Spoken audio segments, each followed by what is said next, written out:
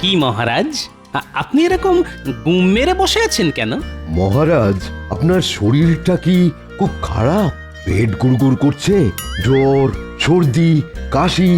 আমার মনে হচ্ছে মহারাজের গ্রহ নক্ষত্র হঠাৎ চলতে চলতে থেমে গেছে।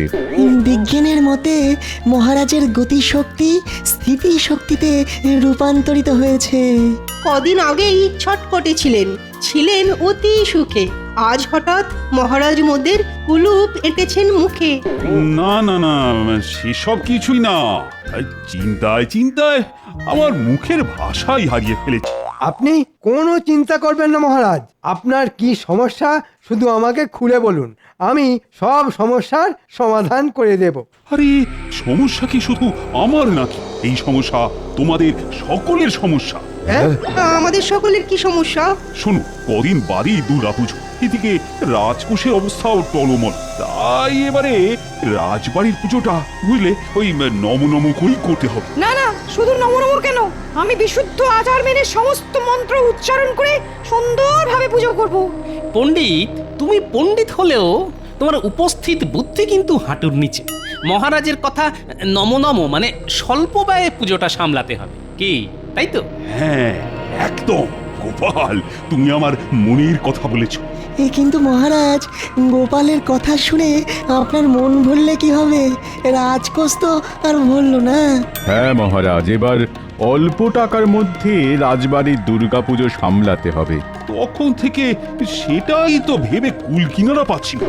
মহারাজ, মহারাজ, আমার মনে হয় এই পুজোর কেনাকাটার দায়িত্ব গোপালের ওপর ছেড়ে দেওয়া উচিত। কেন কেন গোপাল কেন? কারণ গোপালের মতন কিপ্টে এ রাজ্যে আর একটাও নেই। হ্যাঁ, এটা তো রাজবৈদ্য একদম ঠিক কথা বলেছে। হ্যাঁ তাই তো, গোপালের মতো কিপ্টে তো এ রাজ্যে আরেকটা নেই। তাই এবারে দুর্গাপুজোর সমস্ত দায়িত্ব তোমার উপরে ছেড়ে দিলাম গোপাল। যথা আজ্ঞা মহারাজ, আমি মাথা পেতে দায়িত্ব নিলাম মহারাজ। মহারাজ, এই অধমের দিকেও একবার তাকান। আমিও দুর্গা মায়ের সেবায় নিজেকে উৎসর্গ করতে চাই। তাই সব দায়িত্ব গোপালকে না দিয়ে আমাকেও কিছু দায়িত্ব দিন। ও ভালো তো। আর শুধু তুমি কেন, তোমাদের সকলকেই কিছু কিছু করে দায়িত্ব নিতে হবে। গোপাল কেনাকাটা করবে, আর সব কার্যকলাপ নিয়ন্ত্রণ করবে তোমরা। পুজোর জোগাড় করবে, ভোগের রান্না সাহায্য করবে, রাজবাড়ি সাজাতে সাহায্য করবে। ধুর ধুর, ভাবলাম এই সুযোগে কিছু টাকা পয়সা হাতানো যাবে, মহারাজ সবটাই মাটি করে দিলেন। ধুর ধুর। তাহলে গোপাল, তুমি আজ থেকে কাজে লেগে পড়ো। পুজো তো আর বেশি দিন বাকি নেই। যথা আজ্ঞা মহারাজ। এই তো যোদামণি, তোরা চলে এসেছিস। আপনার কথার খিলাপ করার মতন সাহস এখনো আমাদের হয়নি মন্ত্রী মশাই। যাই হোক, তোদের কিছু কাজ করতে হবে।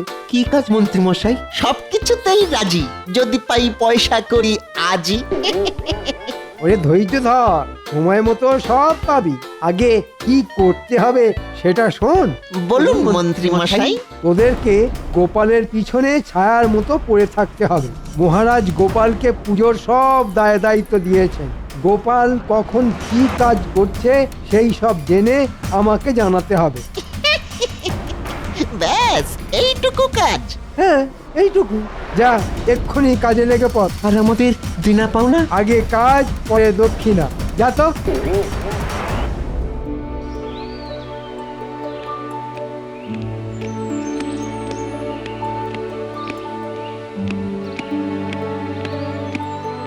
কি হরি, কি খবর? এই তো গোপাল দাদা, মায়ের প্রতিমা তৈরি। কালকে শুধু প্রতিমা রং করব আর কি। শোনো, এই টাকা কটা রাখো, যা প্রয়োজন হবে তুমি শুধু আমাকে বল। এবারে মহারাজ আমাকে দুর্গাপুজো পরিচালনা করার সমস্ত দায়িত্ব দিয়েছেন। আচ্ছা গোপাল দাদা। আমি আবার কালকে সকালে আসব। এখন যাই, একটু মহারাজের সাথে কথা বলতে হবে।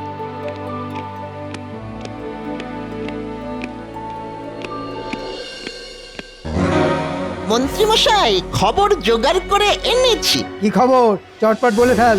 গোপালকে একটু আগেই দেখলাম রাজবাড়ির দালানে হরি কুমোরের সাথে কথা বলতে। আর তারপর ওই অন্দরমহলে মহারাজের সাথে দেখা করতে চলে গেল। হরির সাথে কি কথা বলছিল সেটা বল। হরিকে গোপাল টাকা দিল। হরি বলল প্রতিমা গড়ার কাজ শেষ, কাল থেকে শুরু হবে প্রতিমা রং করার পালা।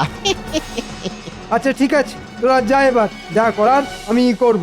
আমাদের বকশিসটা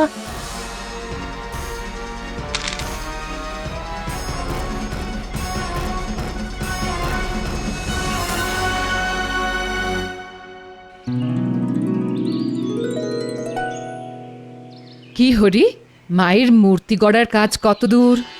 এই তো রানীমা, হয়ে এসেছে, শুধু চোখ মুখ আঁকা বাকি। আচ্ছা ঠিক আছে ঠিক আছে, সকালে কিছু খেয়েছো? না রানীমা, এখনো কিচ্ছু খাওয়া হয়নি, বাড়ি গিয়ে খাবো। তুমি আগে তাড়াতাড়ি এসে খেয়ে নাও। রাজবাড়িতে কেউ অভুক্ত থাকে না, সে মহারাজ হোক আর সামান্য কর্মচারী হোক। আচ্ছা রানীমা, এক্ষুনি আসছি। এই তো সুযোগ, এবার গোপালকে ঠিক চাপে ফেলা যাবে।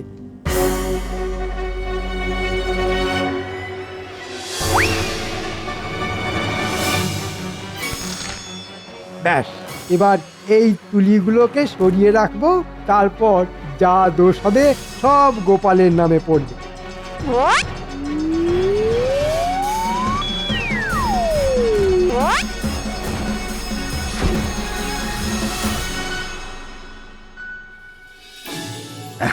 রাজবাড়ির দুর্গাপুজোর কাজ বেশ জোর কদমে শুরু হয়ে গেছে।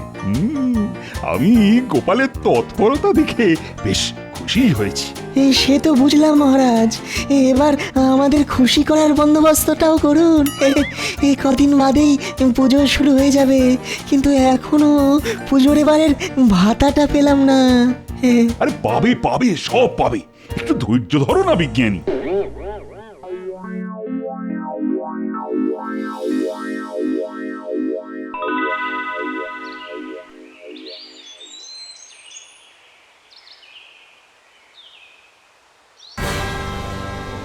এই মরেছে, সব কিছুই তো আছে, হঠাৎ করে প্রতিমা রং করার তুলিগুলো গেল কোথায়?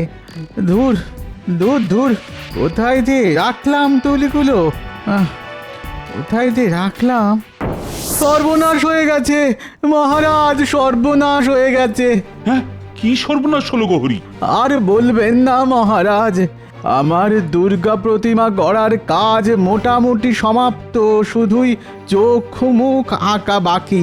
এখন দেখছি আমার রং করার কোনো তুলি নেই। আচ্ছা হরি, তুমি তোমার বাড়ি থেকে আসার সময় তুলি এনেছিলে তো? হ্যাঁ গোপাল দাদা, এনেছিলাম। তাহলে তুলি রাজবাড়ির দালান থেকে গেল কোথায়? আমি চারিদিক তন্ন তন্ন করে খুঁজলাম, কিন্তু কোথাও পেলাম না। হ্যাঁ, এ তো ভারী মুশকিল হলো। তুলি না পাওয়া গেলে প্রতিমা গড়ার কাজ সম্পূর্ণ হবে কিভাবে? হয়েছে ওই গোপালের জন্য মহারাজ। ওকে দায়িত্ব দিলে এরকম তুলির মতো আরো কত কিছু দিনে দুপুরে উদাও হয়ে যাবে, দেখতেই পাবেন। একদম বাজে কথা বলবেন না মন্ত্রী মশাই, আমি অপয়া হলে আপনি একটা শুটকো। কি বললে? এই, তোমরা থামবে। আচ্ছা হরি, তুমি একটু অপেক্ষা করো, আমি রাজসভাসদের পুজোর বকশিস দেওয়ার কাজ শেষ করে তোমার সাথে এই নিয়ে আলোচনা করছি। তোমরা সবাই সারিবদ্ধভাবে সামনে এসে দাঁড়াও আর একে একে পুজোর বকশিস নিয়ে যাও। প্রথমে আসবে রাজবৈদ্য।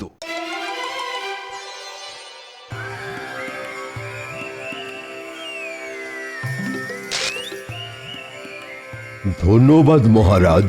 এরপর বিজ্ঞানী।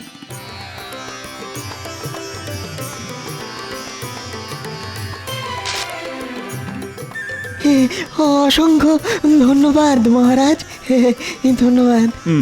এবার আসবে গোপাল।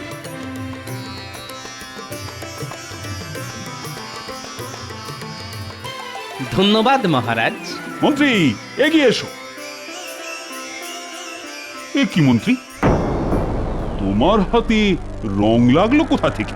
এই মরেছে, তুলিগুলো সরানোর পরে হাত ধুতে ভুলে গেছি। কি হলো মন্ত্রী মশাই, চুপ করে আছেন কেন? বলুন, আপনার হাতে রং এলো কোথা থেকে? হ্যাঁ মন্ত্রী বলো। আগে না মানে কিছু না মহারাজ। আচ্ছা হরি, তুমি একটু এদিকে এসে দেখো তো রংটা চেনা চেনা লাগছে কিনা। হ্যাঁ হ্যাঁ, এই নীল রং দিয়েই তো আমি কার্তিকের ময়ূর রং করেছি। হ্যাঁ, তাহলে তো দেখছি হিসেবে একদম পরিষ্কার হয়ে গেল। তোমার তুলি উধাও হওয়ার রহস্যের কথা একমাত্র মন্ত্রীমশাই বলতে পারেন। মন্ত্রী আসলে মহারাজ, আমি চিত্রশিল্পের জন্য তুলিগুলো নিয়েছিলাম, ভেবেছিলাম পরে ফেরত দিয়ে দেব। যাও মন্ত্রী, তুলিগুলো যেখানে সরিয়ে রেখেছো সেখান থেকে নিয়ে এসো, নইলে তোমাকে আমি চিত্র বানিয়ে একেবারে দেওয়ালে টাঙিয়ে দেব। আচ্ছা মহারাজ, তোমায় আমি পরে দেখে নেব গোপাল।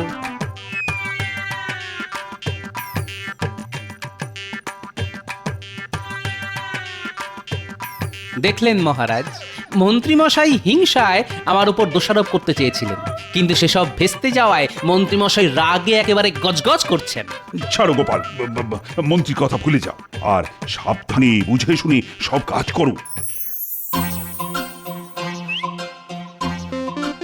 ও দাদু, দাদু তোমার হাতে ওগুলো কি গো দাদু? দাদু, ও দাদু, আমাদের জন্য কি এনেছো?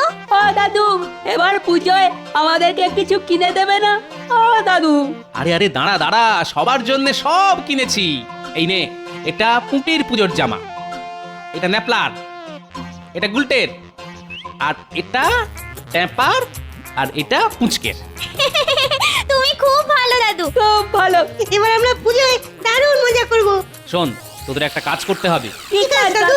আমাদের মন্ত্রীমশাইয়ের পিছনে ছায়ার মতো পড়ে থাকতে হবে। ছায়ার মতো?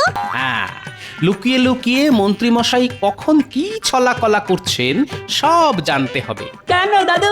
তোরা তো জানিস মন্ত্রীমশাই আমার উপর চিরকাল শুধু হিংসা করে এসেছে। এবারে মহারাজ আমাদের রাজবাড়ির দুর্গাপুজোর সমস্ত দায়িত্ব আমাকে দিয়েছেন, তাই ওনার হিংসা দ্বিগুণ হয়ে গেছে। তাই উনি চেষ্টা করছেন কলকাঠি নেড়ে আমাকে বিপদে ফেলার। আমরা থাকতে তোমার কোনো বিপদ হতে দেব না দাদু, তুমি নিশ্চিন্তে থাকতে পারো। সেই ভরসাতেই তো আছি রে। ঠিক আছে, এখন আমি চললাম।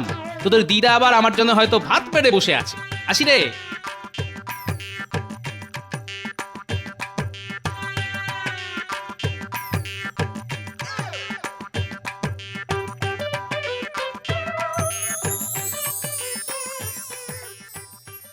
দেখেছো, মানুষটার কোনো কাণ্ড জ্ঞান নেই। সে কখন থেকে ভাত বেড়ে বসে আছে, এখনো বাড়ি ফেরার নাম নেই। এই যে এসে গেছি। আহ গিন্নি, এত উতলা হচ্ছ কেন? পুজোর কেনাকাটা করতে হলে একটু দেরি তো হবেই। তা আমার জন্য কি কিনেছো শুনি? জামদানি, বেনারসি, নাকি ঢাকাই মসলিন? এনেছি যখন নিজের চোখেই দেখে নাও।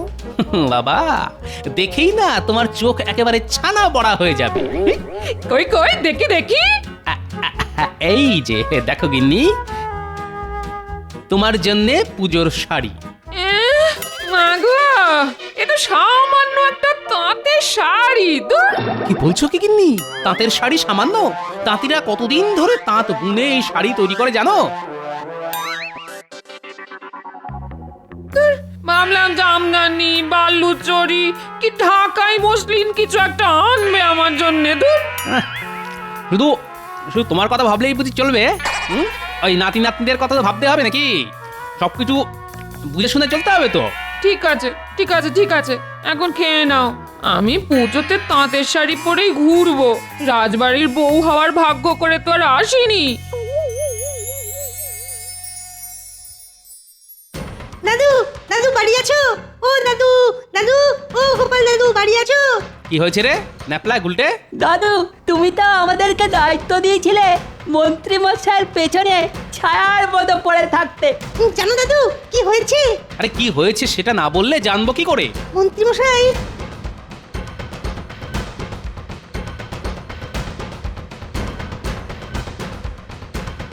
আচ্ছা, এই ব্যাপার। ঠিক আছে, আমিও দেখবো মন্ত্রীমশাইয়ের কত দূর দৌড়। উনি বুনো ওল হলে আমিও বাঘাতে তুল। একটা কথা ন্যাপলা গুলটে, তোরা যে এই কথাটা জানতে পেরেছিস সেটা একদম কাউকে জানতেও দিবি না, বুঝতেও দিবি না। আচ্ছা দাদু।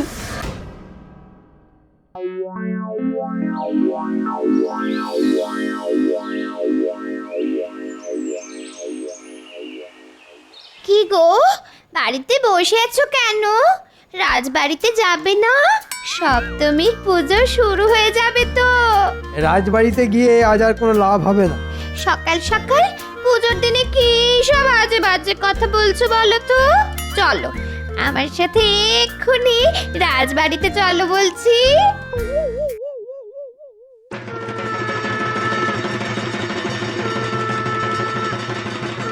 দেখো সবাই, এবারের রাজকোষের অবস্থা খারাপ হওয়া সত্ত্বেও গোপাল নিজে দাঁড়িয়ে থেকে কত সুন্দরভাবে সমস্ত পুজোর আয়োজন করেছে।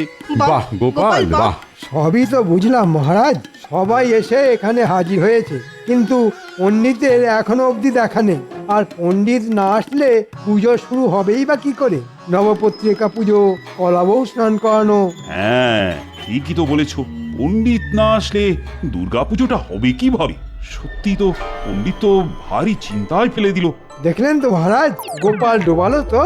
পণ্ডিত না এলে পুরো পুজোটাই ভেস্তে যাবে। এ তো সত্যি খুব মুশকিল হলো।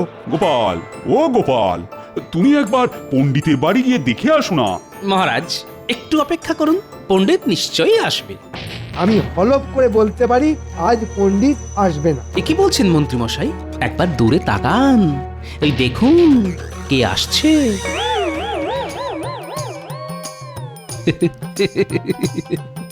পণ্ডিত এখানে কি করে?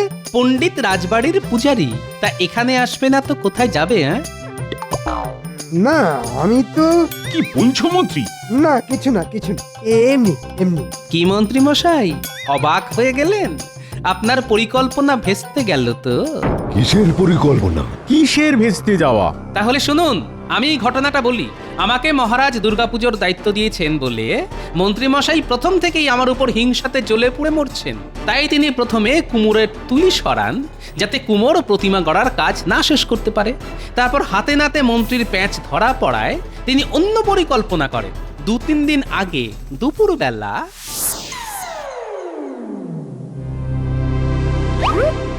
কি ভগবান, বাড়ি আছো? আরে মন্ত্রী মশাই যে, তা হঠাৎ করে আপনি আমার বাড়িতে? কোনো দরকার বুঝি? হ্যাঁ শোনো, তোমাকে এক কাজ করতে হবে। কি কাজ?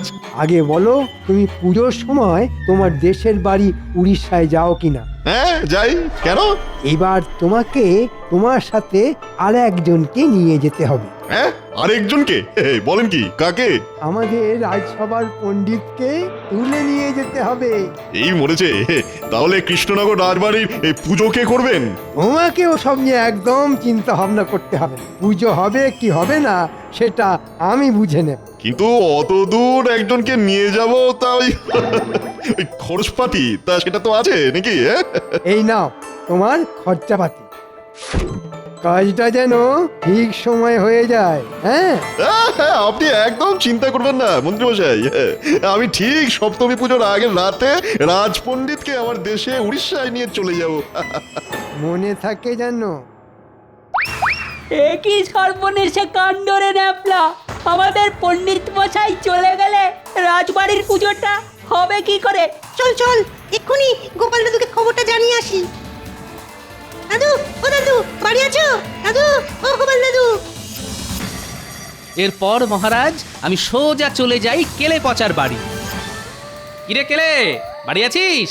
হে গোপাল দাদা, বলো বলো, তা হঠাৎ তুমি আমার বাড়িতে? শোন কেলে, তোকে চোর থেকে পণ্ডিত হতে হবে। আমি তো সোর, তাও এখন চুরি ছেড়ে দিয়েছি, কিন্তু পেটে এত বিদ্যে নেই যে পণ্ডিতই করতে পারবো। ওরে বোকা, তোকে পণ্ডিত হতে হবে না, শুধু সাজতে হবে।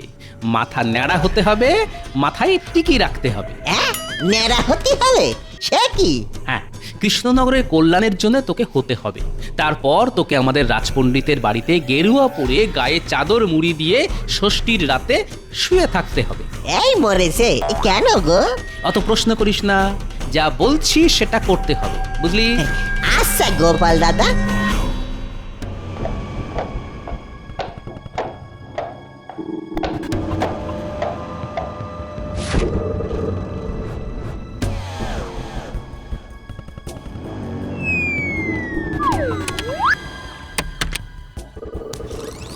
ওই তো এই পণ্ডিত চাদর মুড়ি দিয়ে শুয়ে আছে, এবার বেটাকে বেঁধে গরুর গাড়িতে তুললেই কাজ শেষ।